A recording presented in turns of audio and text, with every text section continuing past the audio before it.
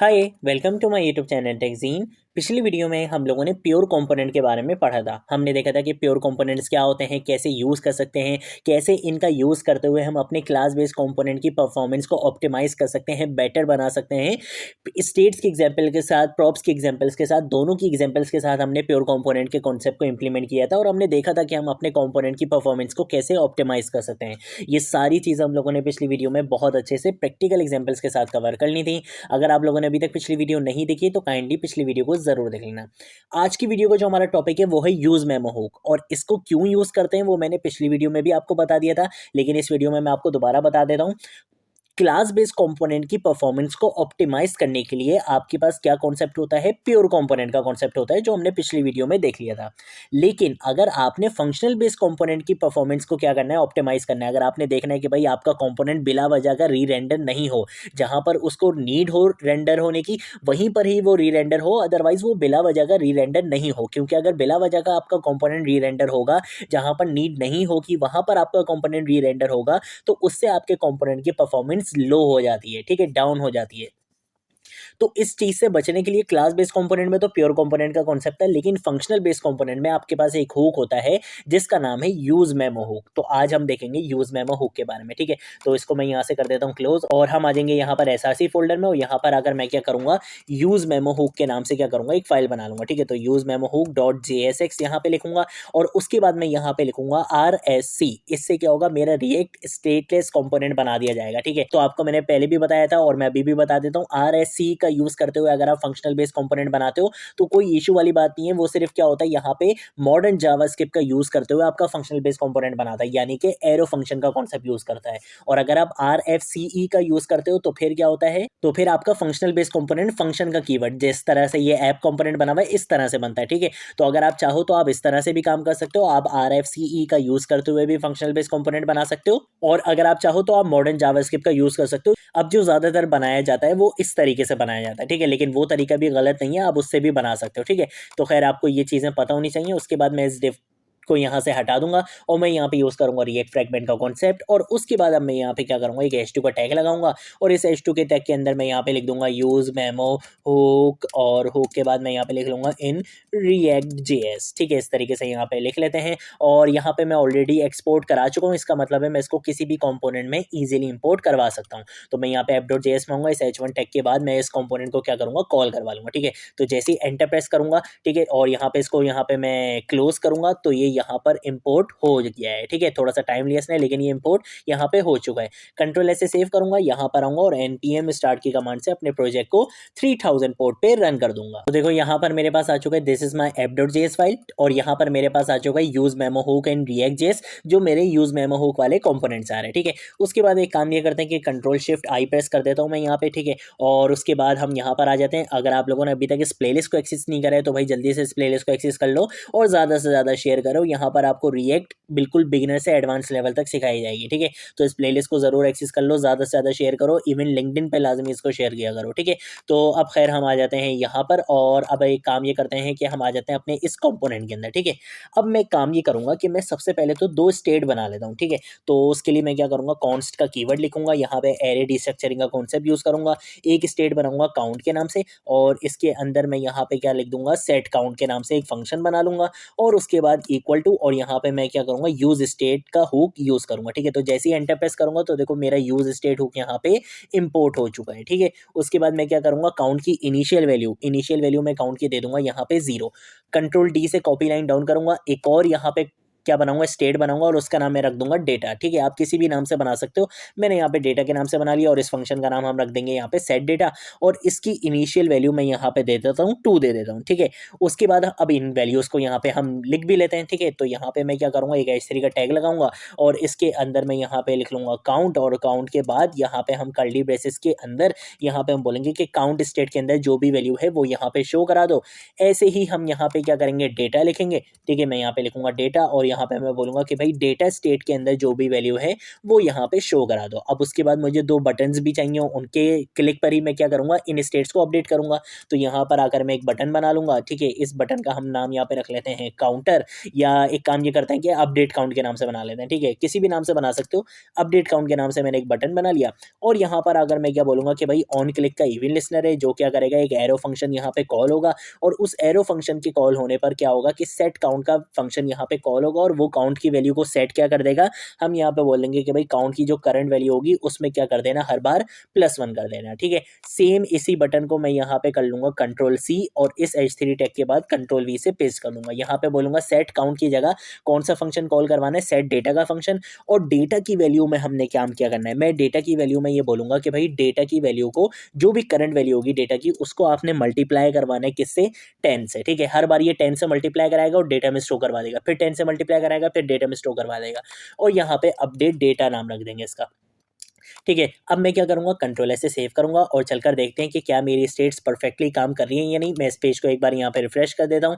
यहाँ पर आकर काउंट के बटन पे क्लिक कर रहा हूँ तो काउंट की स्टेट मेरी अपडेट हो रही है, ठीक है। और यहाँ पे अगर मैं डेटा के बटन पे क्लिक कर रहा हूँ तो ये भी क्या हो रही है, अपडेट हो रही है, ठीक है। ये हर बार क्या हो रहा है, फॉर एग्जाम्पल मैं आपको दोबारा करके दिखा देता हूँ अगर समझ नहीं आया। 2 था, 2 मल्टीप्लाई होगा 10 से 20 हो जाएगा, 20 मल्टीप्लाई होगा 10 से 200 हो जाएगा, 200 मल्टीप्लाई होगा 10 से तो 2000 हो जाएगा। तो ये हर बार जो करंट वैल्यू होगी उसको क्या करेगा, 10 से मल्टीप्लाई करा देगा, ठीक है। ये सिर्फ समझाने के लिए आपको, ठीक है।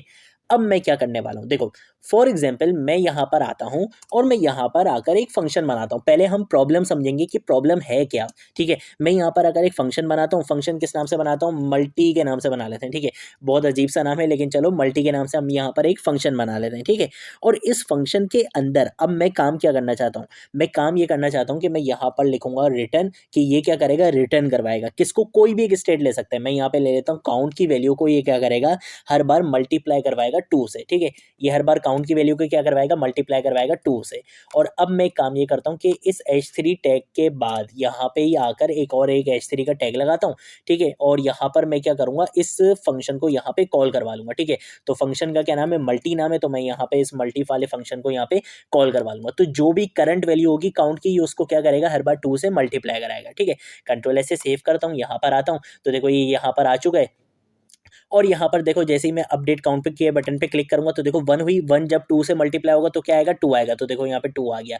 अब उसके बाद काउंट की वैल्यू 2 होगी, 2 2 से मल्टीप्लाई होगा तो क्या आएगा, 4 आएगा। तो ये हर बार क्या करेगा, वो फंक्शन 2 से मल्टीप्लाई कराएगा। अब ये फंक्शन है किसके लिए, ये फंक्शन मैंने बनाया है काउंट वाली स्टेट के लिए। इस फंक्शन का इस डेटा वाली स्टेट से कोई लेना देना नहीं है, ऐसा ही है। लेकिन अगर मैं यहाँ पर आता हूँ और यहाँ पर आकर एक console.log लगाता हूँ, जिसको मैं दिखाने का मकसद सिर्फ ये है कि ये फंक्शन कब कब कॉल होगा, ठीक है। मैं फॉर एग्जांपल यहाँ पर आकर लिख देता हूँ कि multi function for count state, कि भाई ये किस स्टेट के लिए, काउंट स्टेट के लिए बनाया मैंने। कंट्रोल S से सेव करता हूँ, यहाँ पर आता हूँ तो भाई एक बार तो ये यहाँ पर आ जाता है, ठीक है। उसके बाद मैं एक काम ये करता हूँ कि रिफ्रेश करता हूँ, ठीक है। बाय डिफॉल्ट ये एक बार तो आता है, ठीक है। जब मेरा कंपोनेंट कंप्लीट माउंट होगा तो एक बार तो ये सारी चीज़ें आपको यहाँ पे दिखेंगी।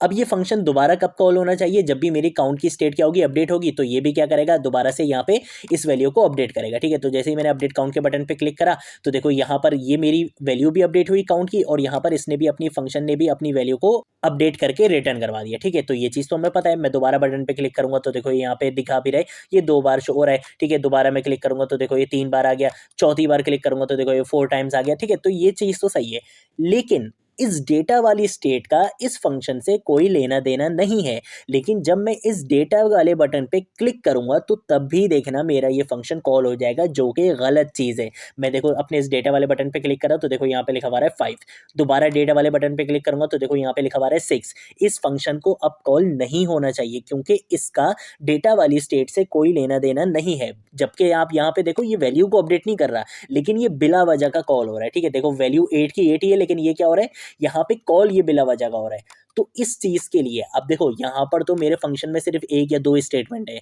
लेकिन जब हम प्रोजेक्ट्स वगैरह पे काम कर रहे होते हैं तो हमारे फंक्शन में बहुत सारी स्टेटमेंट्स होती हैं, ठीक है। बहुत सारी कैलकुलेशंस हम कर रहे होते हैं, बहुत सारी चीज़ें हम कर रहे होते हैं, कुछ APIs वगैरह का काम कर रहे होते हैं, ठीक है। बहुत सारी चीज़ें हम कर रहे होते हैं।